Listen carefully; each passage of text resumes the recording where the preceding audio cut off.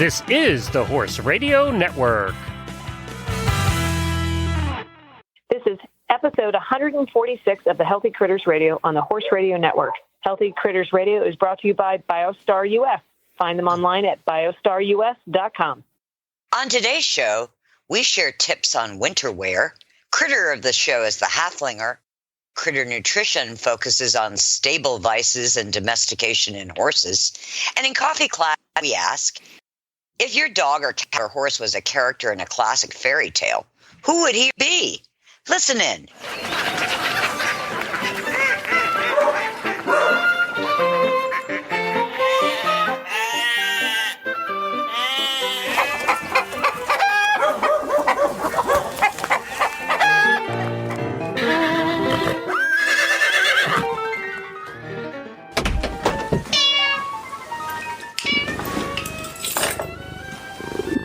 Hi, I'm Tigger. And I'm Patty. And I'm Coach Jen. Thanks for joining us for this twice a month adventure through all things healthy and critter. We have the whole gang today.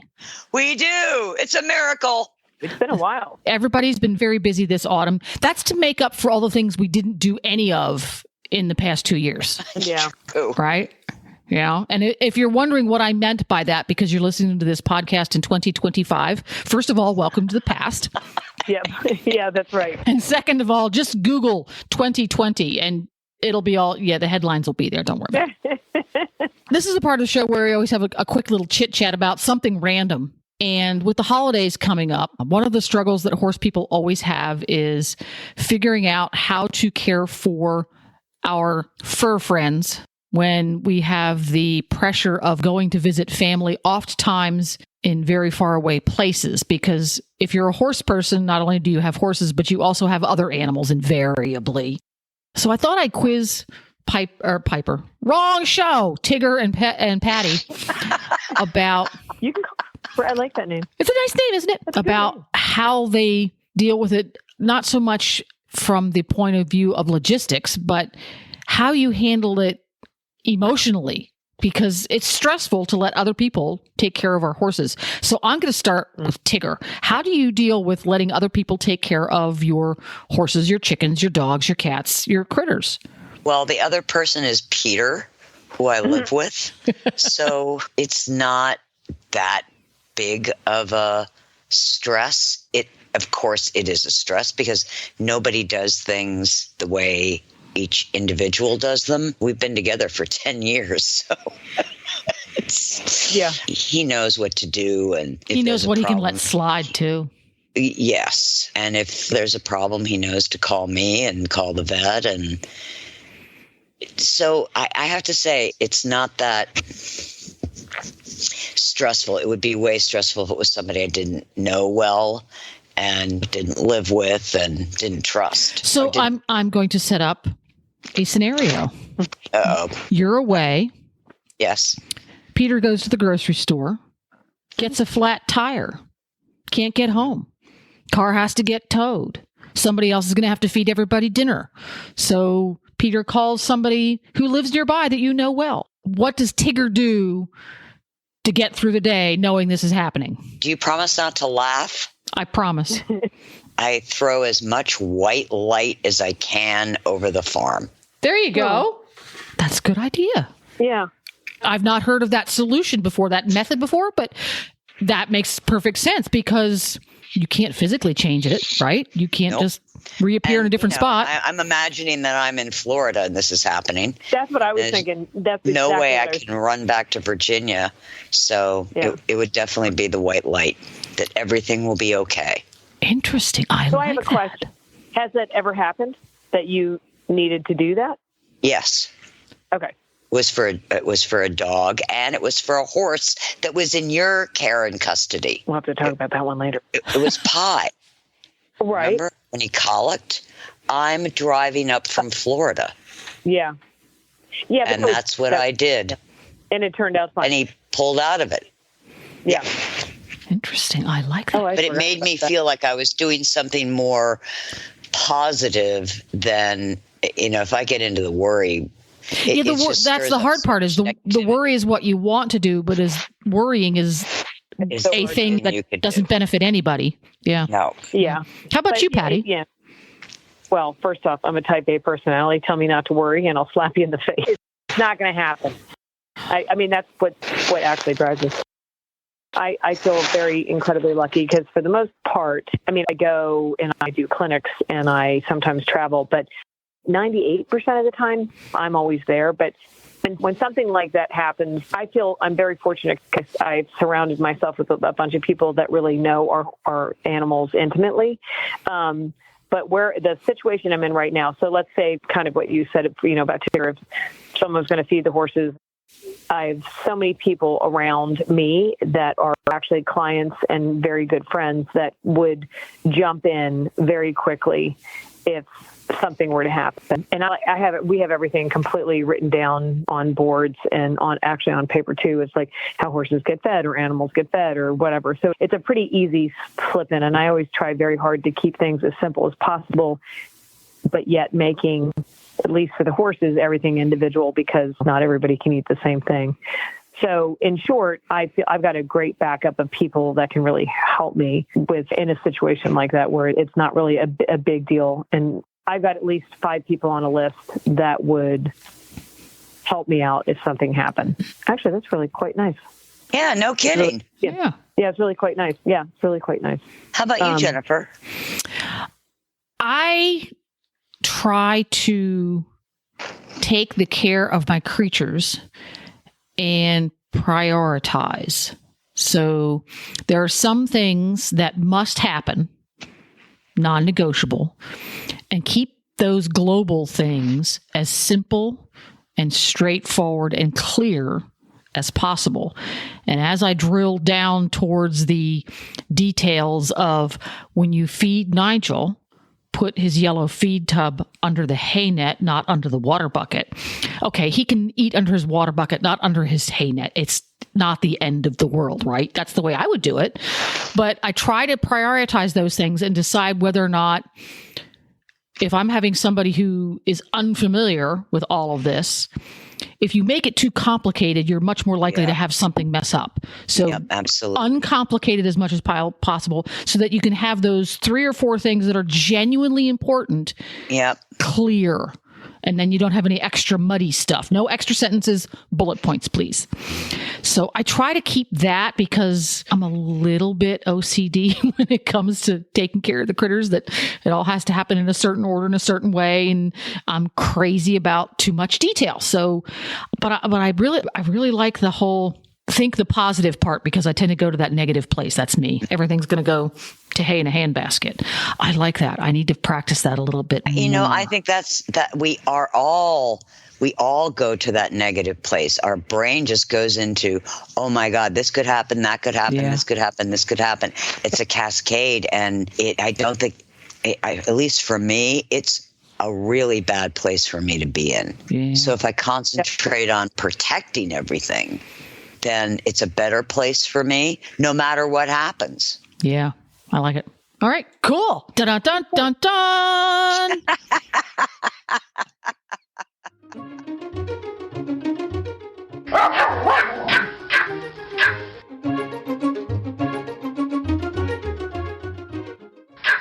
That's right. It's time to call Hedwig, the internet's only talking Pomeranian.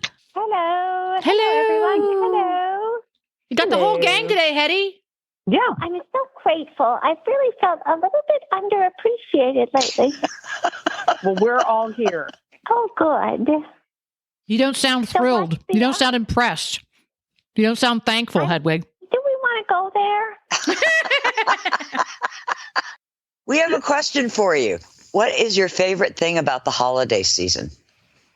Watching my servant get ulcers. You can actually see that? Yes. She's already got them, and we have not even made it through Thanksgiving. I believe this is a new record. Normally, we're a little closer to the Thanksgiving holiday before she gets the bleeding ulcers again, but not this year. Why is she getting them so early, do you think? Or at all. Why is she getting them at all? I'm assuming it's a combination of her, made-up ankle issues, which are really just a way of dodging responsibility for her many failings. Potentially the sort of pseudo-disaster that is her, quote, job, which we all know she doesn't have because who would employ her? And the ongoing stressors of just being sort of a failure in all ways, I would guess.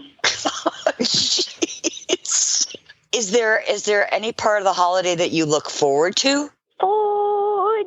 Food, of course. Duh. Yeah. Totally looking forward to all sorts of beautiful food. Do you actually get some of it? Yes. Oh. Why would she spend a whole day cooking and not give most of it to me? Good point. Excellent point. Don't tell the Aussies. I don't even know what to tell you about how you starve those poor, underweight little animals. What Hedwig knows and Jennifer and Patty, you don't know, is that I took Buckaroo, known as Mr. Schmoo, in for his yearly checkup, and he weighs over 80 pounds. He's just big boned. Wow. Yeah. He's just big boned. He has really big paws. He does have big paws, but he will not be getting any piece of any Thanksgiving dinner. I can tell you that right now. Yeah. Sure. I believe Nurse Ratchet will be leaving for Florida at some time. Yes, yeah. Nurse Ratchet will be leaving, and he'll probably weigh 90 pounds by the time I get back. I just say, how's that going to be a benefit? I think we can look forward to a larger schmoo. Larger schmoo. A schmoo plus. A schmoo XL. Yeah, well, we call him Fu Man Schmoo. Yeah. He's going to look fantastic. I mean, he's bigger than life anyway. That's true. Well, Hedwig, we hope you have a very happy Thanksgiving, and we'll talk to you during the Christmas season. Thank you. Thank you. Oh, everyone enjoy your holidays, and remember to give thanks for those you value most. And to send cheese to those you value most. Got it. Thanks, Hetty. Bye-bye. Bye. And now it's time for the breed of the show. So we are at the critter or breed of the show, and I have decided to do the Haflinger horse. Mainly because I have a longtime, very sweet client and good friend, and she trains Haflingers. And as a dressage trainer, I always find them just interesting because they're a small horse and they're a little bit different than the typical warm blood, but they're incredibly interesting with a great story, I think. So if anybody has ever heard of the Haflinger, they're a blondish-looking horse. There's a question is that they're a horse or a pony. They're definitely considered a horse. They originated in Australia and northern Italy, and they're a relatively small, compact horse, and they were developed for different multi-uses. But they're best known for their hardiness, meaning that they don't eat a lot. They've got good feet. You don't have to worry about treating them like princesses or princes. They're very easy to stay out in the fields and live off the land, which is a good thing. They were originally bred for use in the mountains, again, which is tributes to them being hardy, having very good feet, which is a big thing with horses. They're very desired as a great all-around horse because they are sort of a tougher horse, but they have multiple different uses for like under saddle. They can be a dressage horse, vaulting. You can use them for harness or trail or jumping, but they have just exquisite personalities and they're just adorable. But they're great for therapeutic programs as well because they're small and they're very stocky and they're sturdy, which is great. They're normally between 13.2 and 15 hands. And for people that don't know a lot about horses, a hand is 4 inches. So you measure that in 4-inch increments, and basically they're not very tall. The breeders don't want them any smaller than 13.2 because that becomes compromised in what the original purpose of what the breed was originally bred for. They can live up to 40 years. That's a long time. During the war, they were close to extinction, so a lot of breeders ended up using lesser quality horses to ensure that the breed would keep going. But during like World War II, the breeders started to breed for a stockier build for a pack horse. So they were used for a pack horse during the war. After the war, they started to make an emphasis on refining them to make a more of a riding horse again. So they look like a Palomino, which is a lighter colored horse, but they all are considered chestnut because they don't possess this cream gene that produces Palomino. I didn't know that. I didn't either. The one other interesting fact, and I'm probably not going to, I can't even begin to, I'm going to try my best, but there, if you look up Haflinger, they are often confused with, and I'm going to try to say this, they're often confused with, how do you say it? Another, I can't even, I'm going to do my best to say it. Own it. Ablagine. Anyway, if you look up Haflinger, they'll actually say that this is the same breed. But a lot of people that are very much into this breed say they have never heard of that before. So I'm not really sure if that's an interesting point or not an interesting point. But they are considered a small horse, not a pony. They are used for so many different types of sports. And I personally love them because they are just the most talented. Because of this one client I have, I've just found them to be the most versatile things. And being into dressage, it's more of a balletic type of sport versus like trail riding or jumping or whatever. Anyway, I just find them to be the most adorable, most versatile small horse. And I think they're well worth looking into if you're considering making a purchase.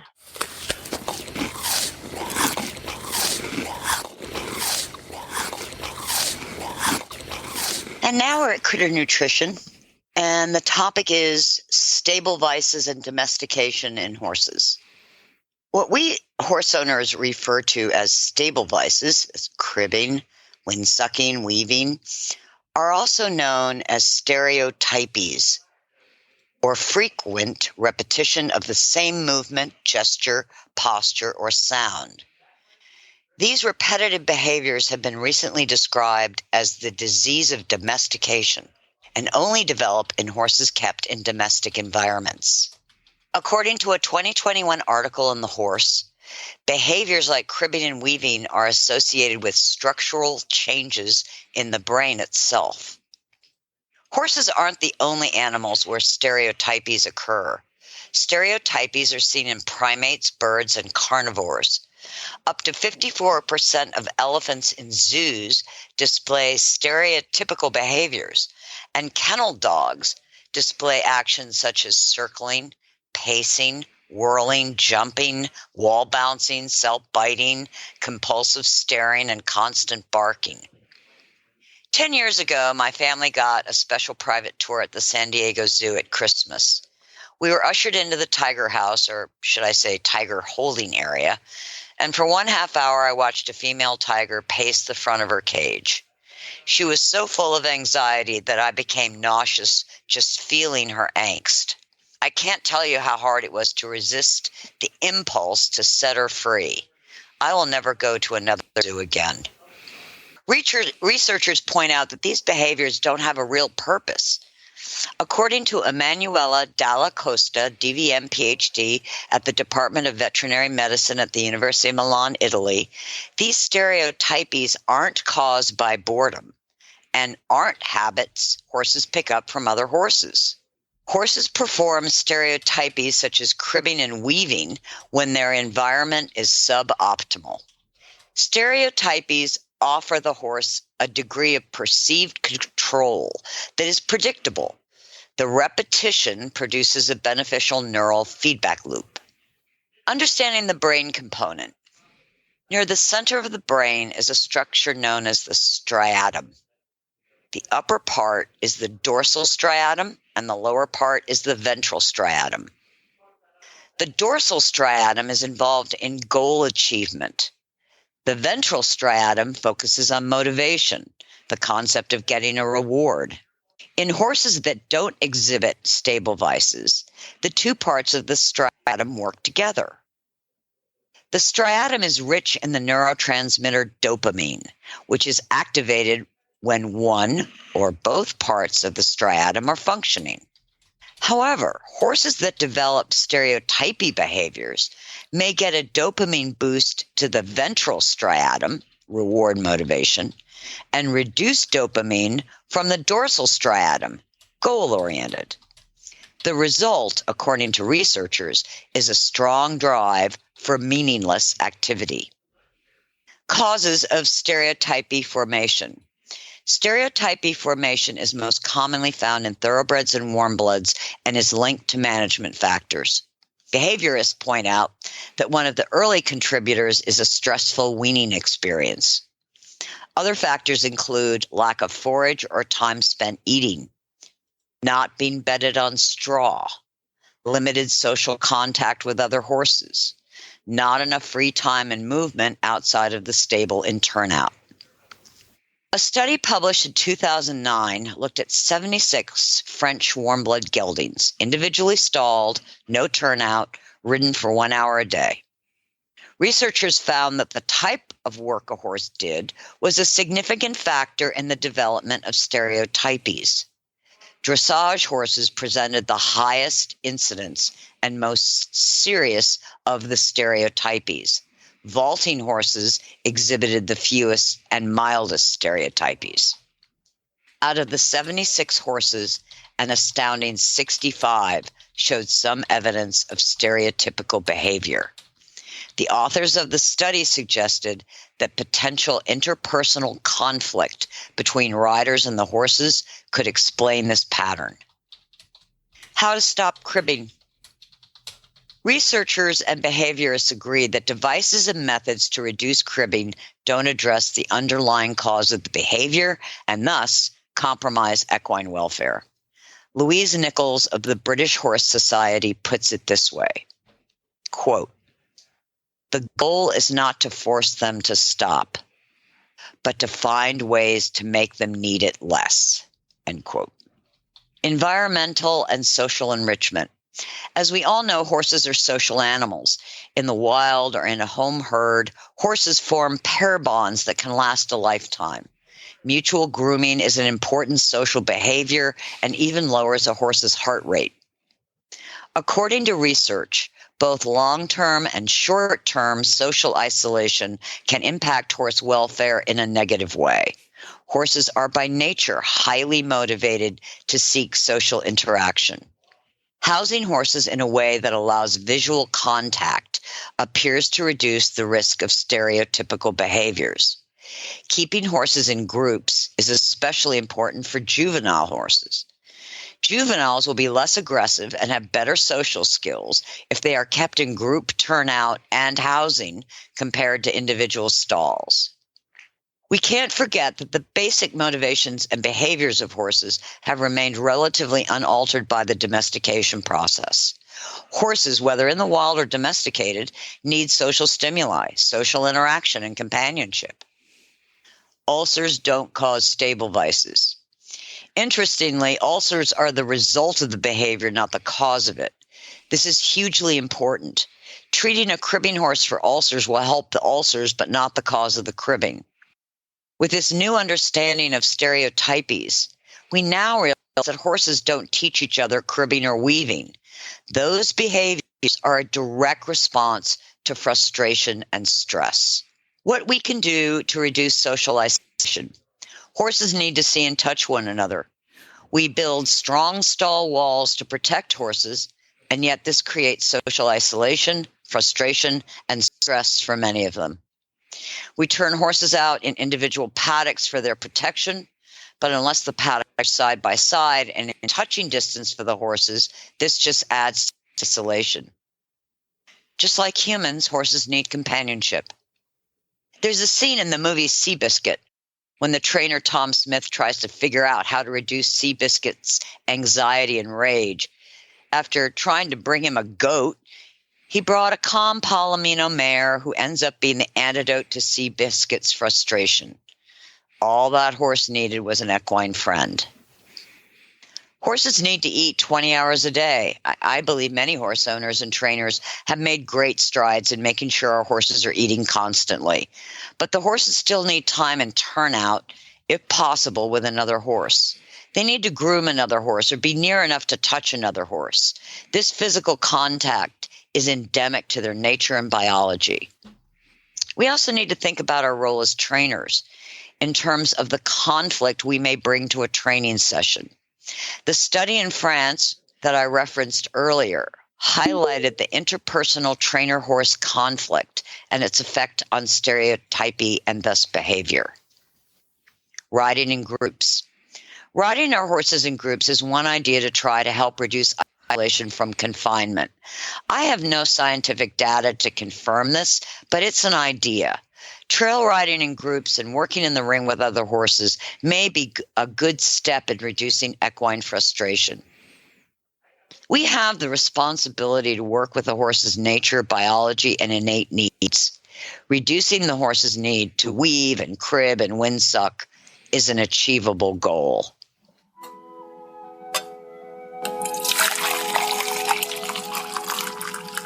So here we are at Coffee Klatch, and the question is, if your dog or cat or horse was a character in a classic fairy tale, who would he or she be? Patty? Okay, well, my number one thought about this was my fairy tale. Well, no, I knew what a fairy. I had 2 children, but yes, a little. I was like, which one would be a fairy tale? And I was right. But I'm going to go with Fupa, my rag doll. Yes. And Cinderella. Because simply she is a princess. However, she feels as though we have treated her like a pauper, and she feels sometimes like we make her do the floors and have to talk to the mice. Oh, so you're the evil stepmother. I don't think I am, but Poopy for sure thinks that anytime I make her move or don't give her food exactly on time, or if, God forbid, if a dog gets too close to the couch that she's resting on, that it could be a princess, but she feels as though we're making her do the floors, if you know what I'm saying. Gotcha. Yeah, she's that girl. First world kitty problem. First world FUPA kitty problems, yes. Oh my God. Where does Nigel fit into this? Okay. Jennifer? Well, I had to think long and hard about this. And Nigel is the elephant's child. And if you're not familiar with The Elephant's Child, it is a story Classic by Rudyard Kipling. And it's a story I grew up with, and it was always one of my favorites. So I leaned hard into Rudyard Kipling. But the gist of the story is the baby elephant is insatiably curious. And this insatiable curiosity in the end of the story results in the elephant having a trunk. Before this, the elephant just had a regular nose. And the story's all about the trials and tribulations of this little elephant being insatiably curious. And Nigel is a lot of things, but I think insatiably curious does fit him. He just doesn't give up. When he needs to know something, he needs to know. That's it. Well, my youngest dog, Keen, is Peter Pan. No question about it. Oh, the boy who didn't grow up. No, he's not growing up. He just wants to be a teenager, flirting with chicks. Forever. Yeah, forever. Oh, that's adorable. How about Catch, Patty? Oh. Well, tell us who Catch is first. Catch is my 3-year-old Australian Shepherd male who is intact, it's kind of funny because when I was saying that about Keen, I was like, that's a little bit of Catch. Like he's a little Peter Panish. Oh boy. I mean, the thing about him is that as he gets older, he's a little Benjamin Button in a way. He's kind of regressing. He's kind of like going back, which I know that isn't a fairy tale, but he just all of a sudden has become this, like he's always keeps everything very under control, and he's very much a gentleman. He always wants to do everything right. But recently he just thinks it's super funny to be naughty. And then every time you go to correct him, he's like, oh no, JK, I was just kidding. I didn't do that. And then he comes over and acts like a good boy. So well, when you were describing Keen a little bit, I was thinking that's a little catchy. That's a little bit catchy. So I don't know. Can I say Peter Pan? Of course. Well? Okay, that's what I would say then. How about Scooter, Jennifer? staying in the same family of stories. Okay. The cat who walked by himself. He is the cat. That is a story I'm not familiar with. It's all about how the various and sundry domesticated animals came to be domesticated with man and woman. How, for that matter, how man became domesticated.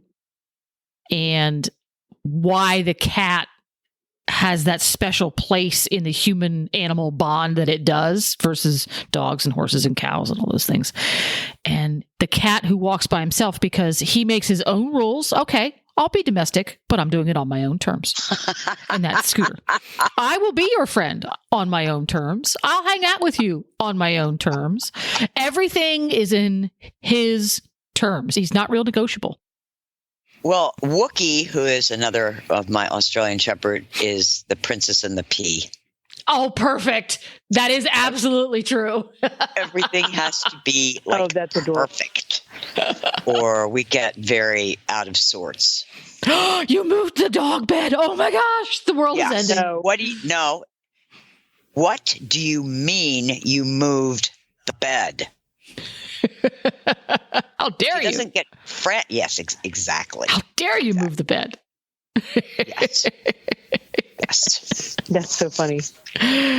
Well, we would love to know what your horse or dog or cat or guinea pig or goldfish, what fairy tale they fit into, and go to the Facebook page, Healthy Critters Radio, and let us know. We want to know. Yeah, we do. Thanks for listening, everyone, and thanks to our sponsor, Biostar US. You can find them online at biostarus.com. Get the Horse Radio Network phone app on iOS or Android by searching for Horse Radio Network in the App Store. It's free and easy to use. For details about today's show, go to healthycrittersradio.com, where you can find links, photos, and more information about our guests. As always, we love your feedback. Please follow us on Facebook under Healthy Critters Radio. Be sure to visit all the great shows on Horse Radio Network at horseradionetwork.com.